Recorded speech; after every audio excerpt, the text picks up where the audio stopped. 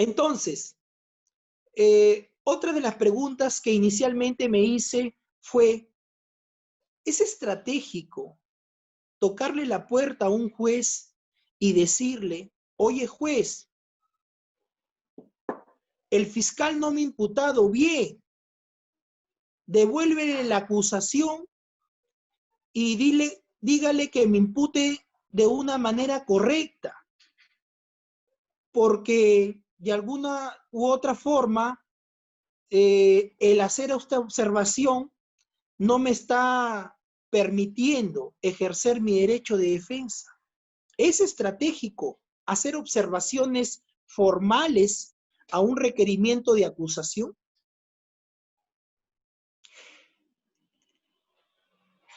Es recomendable exigir una imputación concreta para defender a una persona. Como lo hemos venido analizando, la imputación, según el estadio en la que se encuentre, según la estrategia y la naturaleza del caso, sí podría ser sugerible, recomendable y hasta estratégico. Hubo un caso, y lo voy a comentar, en donde un policía fue detenido cuando se encontraba en plena comisión de un delito de cohecho pasivo impropio en el ejercicio de la función policial. ¿Cómo así? Fue objeto de formalización de investigación preparatoria por ese delito. Los hechos son de la siguiente manera, más o menos así. A ver, el policía que tenía un rango de suboficial de tercera se constituye a un centro penitenciario a recoger un sobre manila cerrado, supuestamente, de un interno, ¿correcto? Y en esa circunstancia que le estaban entregando el sobre cerrado por parte del interno al policía, la Fiscalía y la Policía Anticorrupción lo intervienen, ¿correcto? En ese momento que lo intervienen, proceden a su detención, le comunican los derechos y el policía, ejerciendo en ese momento el derecho de defensa frente a la imputación, porque le estaban deteniendo, dice esto: yo soy suboficial de tercera y obedezco órdenes de mis superiores en la unidad que trabajo. Pertenezco a la unidad de arresto domiciliario y lo que he venido aquí es simplemente a dar cumplimiento de una orden. Y la orden era que este señor interno que me estaba entregando el sobre cerrado es una persona que se va a ver beneficiada con una variación de prisión preventiva por arresto domiciliario. Y mi unidad a la que yo pertenezco hace los informes, ya sean favorables o desfavorables, si cumple o no cumple este interno para que se le pueda cumplir su arresto domiciliario en el domicilio que él señala. Pero yo no tengo la función de hacer ese informe. Simplemente yo tengo la función de correspondencia. ¿Qué significa? De que a mí se me asigna una moto y se me asigna documentos que tengo que llevar y entregarlos en un determinado lugar, o tengo que ir a determinados lugares a recoger también documentos. Eso es ser un policía de correspondencia en mi unidad. Yo no trabajo en las áreas de donde se emiten los informes, que ya sean favorables o desfavorables para estos internos que van a cumplir arresto domiciliario en su casa. Las circunstancias de encontrarme aquí es exclusivamente porque en el cumplimiento no solamente de una orden de mi superior, sino también en el cumplimiento de mi función como correspondencia, estaba viniendo a recoger documentos que me iba a entregar una persona que tiene un informe en el área donde yo trabajo o donde yo realizo también trabajos, pero no haciendo informes, sino donde pertenezco a la unidad.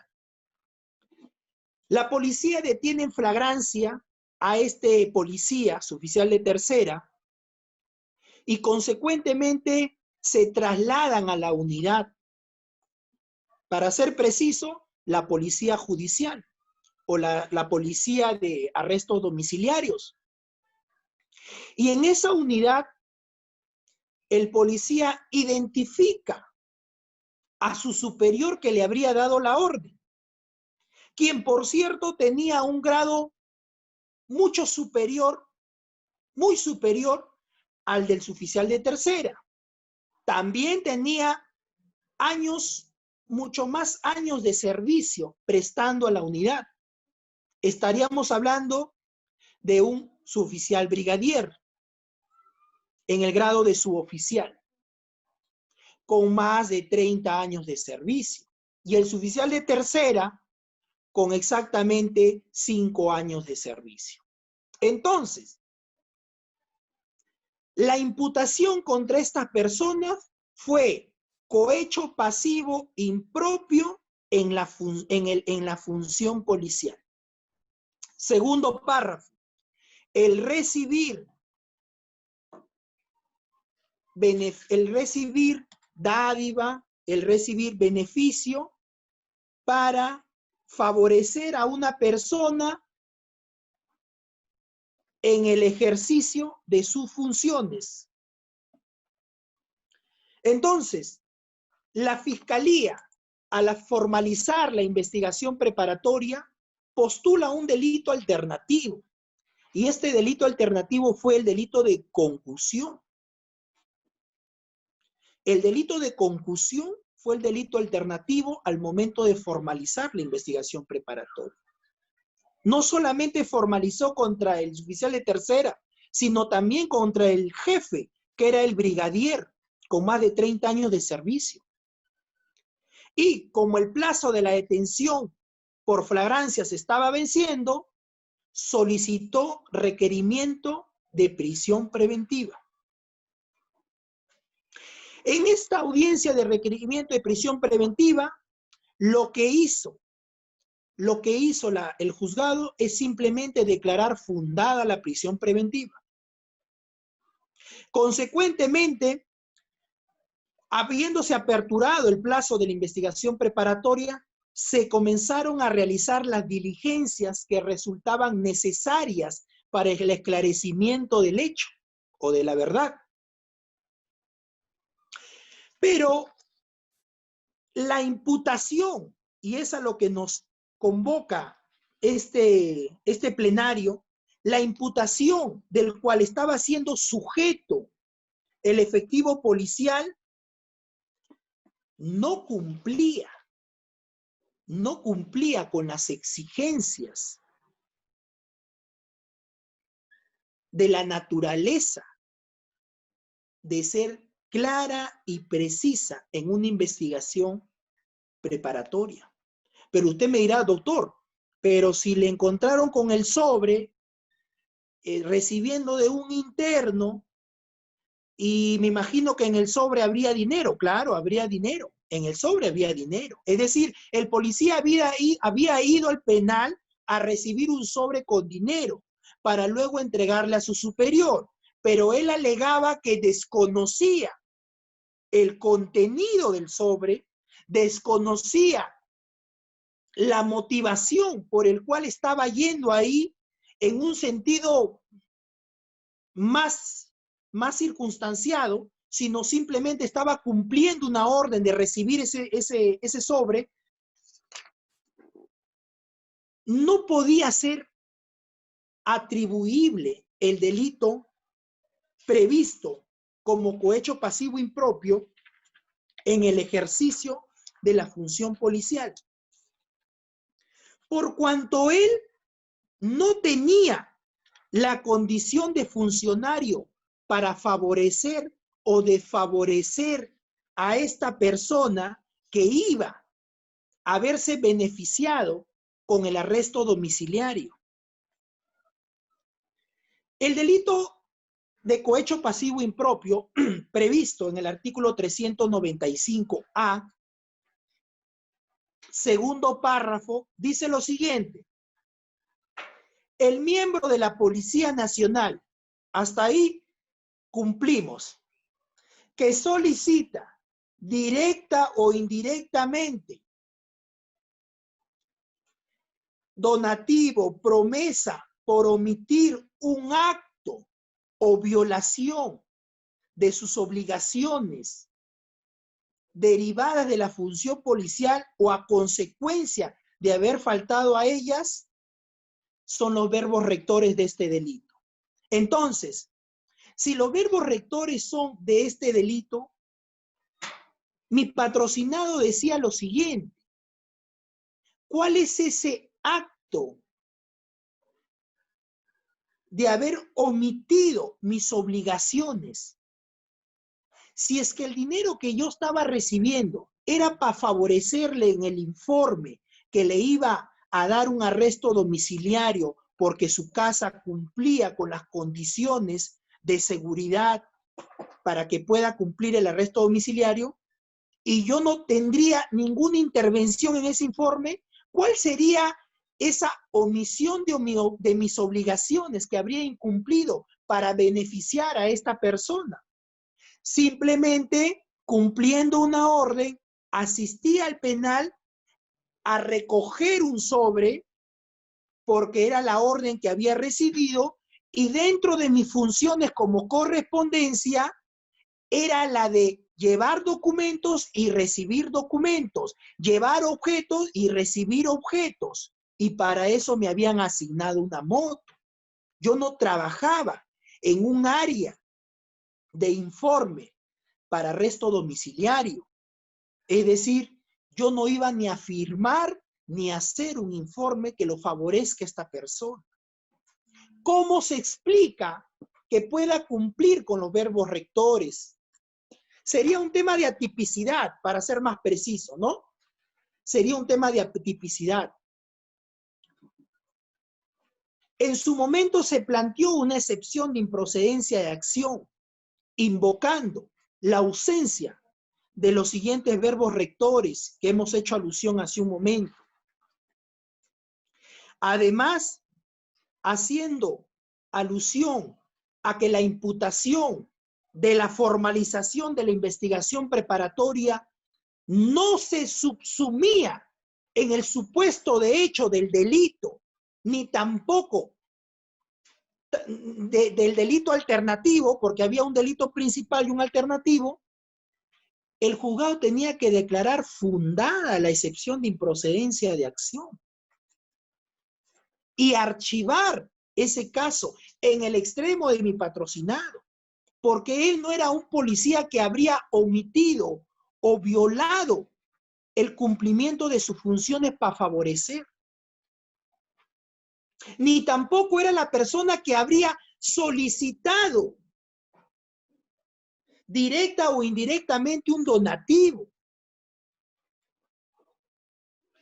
Frente a esa observación, que por cierto declararon infundada la excepción de improcedencia de acción, diciendo que la etapa de investigación es para recabar hechos, para recabar información, para seguir buscando medios periféricos u de otra naturaleza que permitan a la Fiscalía tener de manera más clara la imputación respecto a esta persona, pero nosotros no discutíamos tanto la necesidad de una imputación, sino discutíamos hechos, hechos que no se ajustaban a los verbos rectores. Por eso la excepción de improcedencia de acción, señores. Entonces, luego de esa audiencia, la Fiscalía hace una ampliación y alternativamente en esa ampliación ya no señala el artículo 395A, sino señala el artículo, si mal no me equivoco, 395B, por haber recibido donativo o promesa para incumplir un acto o la violación de una de sus funciones. Eso fue parte de toda la investigación preparatoria. Pero lo que llama la atención fue lo siguiente, que cuando acabó la investigación preparatoria, la Fiscalía no fue a acusar ni por el 395A, ni por el 395B, ni por el primer párrafo, ni por el segundo párrafo. ¿Saben por qué fue a denunciarlo a mí patrocinado, al suboficial de tercera? Por el delito de tráfico de influencias. ¿Cómo es, no? Según Peters, dice que la imputación es progresiva, que la imputación evoluciona en el tiempo. Y eso no lo discutimos. La imputación evoluciona, por cierto. La imputación muta. La imputación es progresiva. Pero los hechos no mutan. Los hechos son de un pasado. Los hechos no cambian. La imputación puede cambiar, pero los hechos son los mismos. Y lo que se discutió en la investigación preparatoria mediante la excepción de improcedencia de acción fue que no existía una tipicidad correcta, sino era un hecho atípico. Por eso que la Fiscalía, cuando va con su dictamen acusatorio en el control de acusación, lo hace en la calidad de cómplice primario del delito de tráfico de influencias. Miren ustedes cómo cambia la imputación, lo cual no discutimos, pero sí discutimos y exigimos que los hechos no habrían cambiado. Los hechos eran los mismos. Es decir, la ineficacia de los operadores de justicia se le puede atribuir al imputado. Consideramos que no. La ineficacia de los órganos de justicia no pueden ser carga para el imputado. La ineficacia de los órganos del Estado no pueden tener consecuencias en la privación de la libertad de un ciudadano. ¿Qué hubiese pasado si la Fiscalía hacía requerimiento de acusación por los delitos 395A o 395B, primero o segundo párrafo? ¿Qué hubiese pasado? Hubiese lastimosamente hubiese sido objeto de una observación formal. Porque no solamente de una observación formal, sino también sustancial. Porque si hubiese nuevamente planteado la excepción de improcedencia de acción y solicitado el sobreseimiento, en el sentido que los hechos no se subsumen en el tipo que estaba siendo sujeto de acusación. Porque el imputado no es objeto de acusación, sino es sujeto del proceso. Eso ya ha quedado claro con el nuevo Código Procesal Penal. ¿Qué pasó en la audiencia de prisión preventiva? ¿Qué pasó en la audiencia de en la audiencia de prisión preventiva, ¿qué pasó con el requerimiento de formalización de investigación preparatoria? ¿Qué sucedió? ¿Por qué el juez de garantías, porque así se le denomina a este juez de investigación preparatoria, no cumplió con hacer un control de legalidad? ¿Por qué los fiscales todavía nos cerramos en ese mundo que la imputación que tú me exiges recién te la voy a cumplir cuando yo culmine la investigación preparatoria? La imputación es acción que ejerce una autoridad. No se puede desnaturalizar por situaciones maliciosas, por situaciones vagas, por imputaciones imprecisas. Si el defensor de la legalidad no garantiza ese derecho, lo tendría que hacer un juez de garantías. Y si el juez de garantías no garantiza ese derecho, ¿a dónde vamos? Porque ya no podemos ir ante un juez constitucional mediante un habeas corpus. El Código Procesal Penal ha dejado claro que cuando se vulnera los derechos señalados en el artículo 71 del Código Procesal Penal, recurriremos en tutela de derecho y no mediante una acción de habeas corpus que lo hacíamos nosotros en el Código de Procedimientos Penales. Porque me recordarán ustedes que en el Código de Procedimientos Penales, en las diligencias preliminares, ¿quién controla? ¿Quién controla la vulneración a los derechos fundamentales de un imputado? Nadie. Ahí no hay juez de garantías. Ahí yo no puedo invocar a un juez de investigación preparatoria para que vea o analice en tutela de derechos la afectación a los derechos citados en el artículo 71. En cambio, en el Código Procesal Penal sí lo podemos hacer, pero si no lo hacen,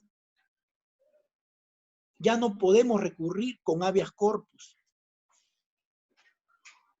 Lo hice en el Código de Procedimientos Penales. Lo hice cuando a mi patrocinada la citaron por un delito de robo agravado a mano armada. Y este es otro caso que les quiero comentar para que ustedes tengan idea cómo sucedió. Llegó una citación policial de una dirección preventiva de una dirección preventiva de la DIRINCRI de robos, que solicitaba la concurrencia de esta mujer de 40 años a la unidad policial por un delito de robo agravado. Entonces, empezamos con las preguntas.